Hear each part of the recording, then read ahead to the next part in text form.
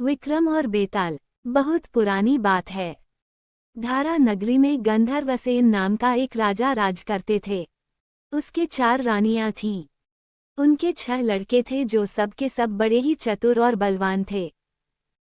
संयोग से एक दिन राजा की मृत्यु हो गई और उनकी जगह उनका बड़ा बेटा शंख गद्दी पर बैठा।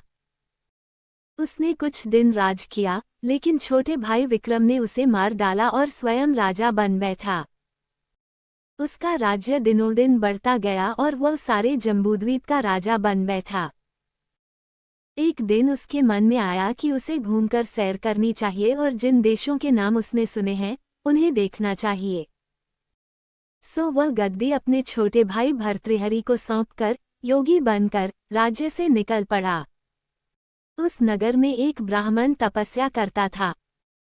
एक दिन देवता ने प्रसन्न होकर उसे एक फल दिया और कहा कि इसे जो भी खाएगा वह अमर हो जाएगा। ब्राह्मण ने वह फल लाकर अपनी पत्नी को दिया और देवता की बात भी बता दी। ब्राह्मणी बोली, हम अमर होकर क्या करेंगे? हमेशा भीख मांगते रहेंगे। इससे तो मरना ही अच्छा है। तुम इस फल को ले जाकर राजा को दे आओ और बदले में कुछ धन ले आओ। ये सुनकर ब्राह्मण फल लेकर राजा भर्तृहरि के पास गया और सारा हाल कह सुनाया। भर्तृहरि ने फल ले लिया और ब्राह्मण को 1,00,000 रुपये देकर विदा कर दिया। भर्तृहरि अपनी एक रानी को बहुत चाहता था। उसने महल में जाकर वह फल उसी को दे दिया। रानी की मित्रता शहर कोतवाल से थी। उसने वह फल कोतवाल को दे दिया। कोतवाल एक वेश्या के पास जाया करता था। वह उस फल को उस वेश्या को दे आया। वेश्या ने सोचा कि यह फल तो राजा को खाना चाहिए। वह उसे लेकर राजा भर्तृहरि के पास गई और उसे दे दिया। भर्तृहरि ने उसे बहुत सा धन दिया, लेकिन जब उसने फल को अच्छी तरह से देखा तो पहचान लिया। उसे बड़ी चोट लगी, पर उसने किसी से कुछ कहा नहीं। उसने महल में जाकर रानी से पूछा कि तुमने उस फल का क्या किया? रानी ने कहा, मैंने उसे खा लिया। राजा ने वह फल निकालकर दिखा दिया। रानी घबरा गई और उसने सारी बात सच सच कह दी। भर्तृहरि ने पता लगाया तो उसे पूरी बात ठीक ठीक मालूम हो गई। वह बहुत दुखी हुआ। उसने सोचा, ये दुनिया माया जाल है, इसमें अपना कोई नहीं। वो फल लेकर बाहर आया और उसे धुलवाकर स्वयं खा लिया। फिर राजपाट छोड़ योगी का भेष बना जंगल में तपस्या करने चला गया। भर्तृहरि के जंगल में चले जाने से विक्रम की गद्दी सूनी हो गई। जब राजा इंद्र को ये समाचार मिला तो उन्होंने एक देव को धारा नगरी की रखवाली के लिए भेज दिया।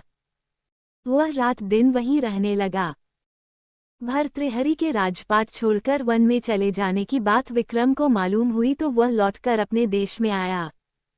आधी रात का समय था। जब वह नगर में घुसने लगा तो देव ने उसे रोका। राजा ने कहा, मैं विक्रम हूँ।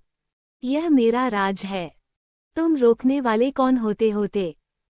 देव बोला, मुझे राजा इंद्र ने इस नगर की चौकसी के लिए भेजा है।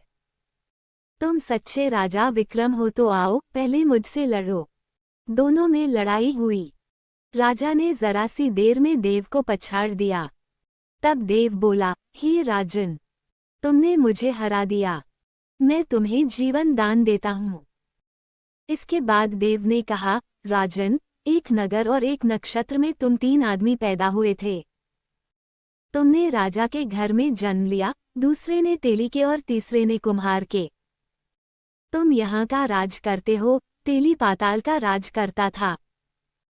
कुम्हार ने योग साधकर तेली को मारकर शमशान में पिशाच बना सिरस के पेड़ से लटका दिया है। अब वो तुम्हें मारने की फिराक में है, उससे सावधान रहना। इतना कहकर देव चला गया और राजा महल में आ गया। राजा को वापस आया देख सबको बड़ी खुशी हुई। नगर में आनंद मनाया गया। राजा फिर राज करने लगा। एक दिन की बात है कि शांतिशील नाम का एक योगी राजा के पास दरबार में आया और उसे एक फल देकर चला गया। राजा को आशंका हुई कि देव ने जिस आदमी को बताया था, कहीं यह वही तो नहीं है। ये सोच उसने फल नहीं खाया, भंडारी को दे दिया। योगी आता और राजा को एक फल दे जाता। संयोग से एक दिन राजा अपना अस्तबल देखने गया था। योगी वहीं पहुंच और फल राजा के हाथ में दे दिया। राजा ने उसे उछाला तो वह हाथ से छूटकर धरती पर गिर पड़ा।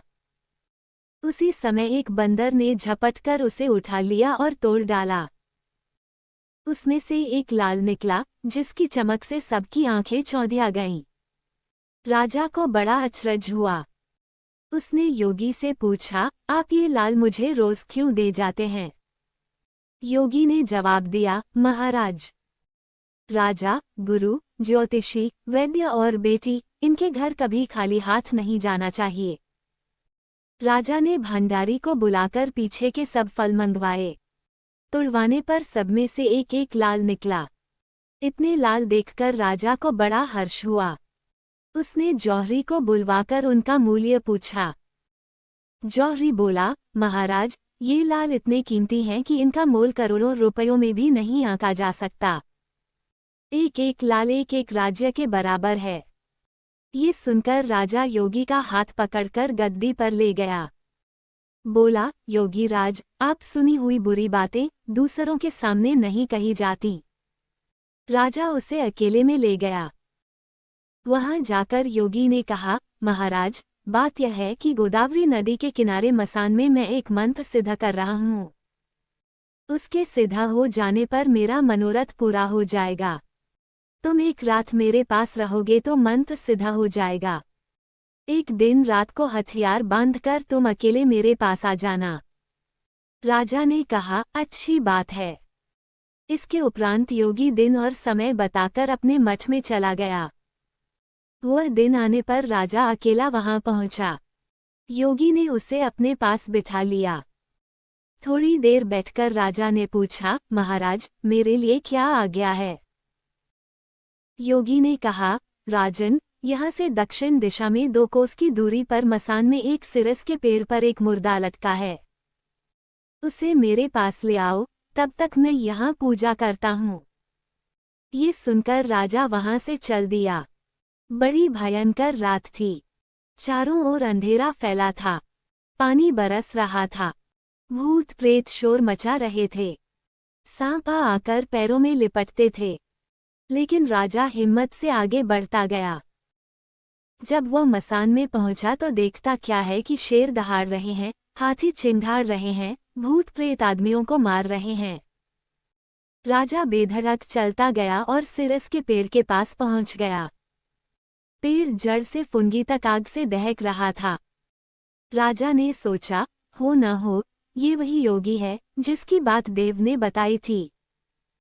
पेड़ पर रस्सी से बंधा मुर्दा लटक रहा था।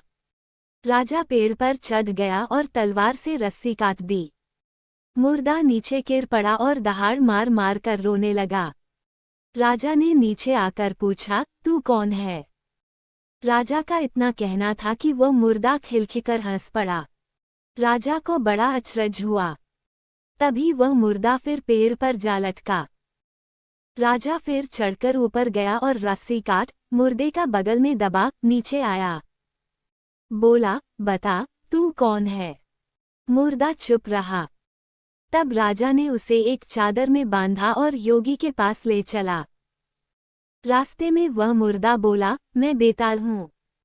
तू कौन है और मुझे कहाँ ले जा रहा है? राजा ने कहा, मेरा नाम विक्रम है। मैं धारा नगरी का राजा हूँ। मैं तुझे योगी के पास ले जा रहा हूँ। बेताल बोला, मैं एक शर्त पर चलूंगा। अगर तू रास्ते में बोलेगा तो मैं लौटकर पेड़ पर जा लटकूंगा। राजा ने उसकी बात मान ली। फिर बेताल बोला, पंडित, चतुर और ज्ञानी, इनके दिन अच्छी अच्छी बातों में बीतते हैं, जबकि मूर्खों के दिन कला और नींद में।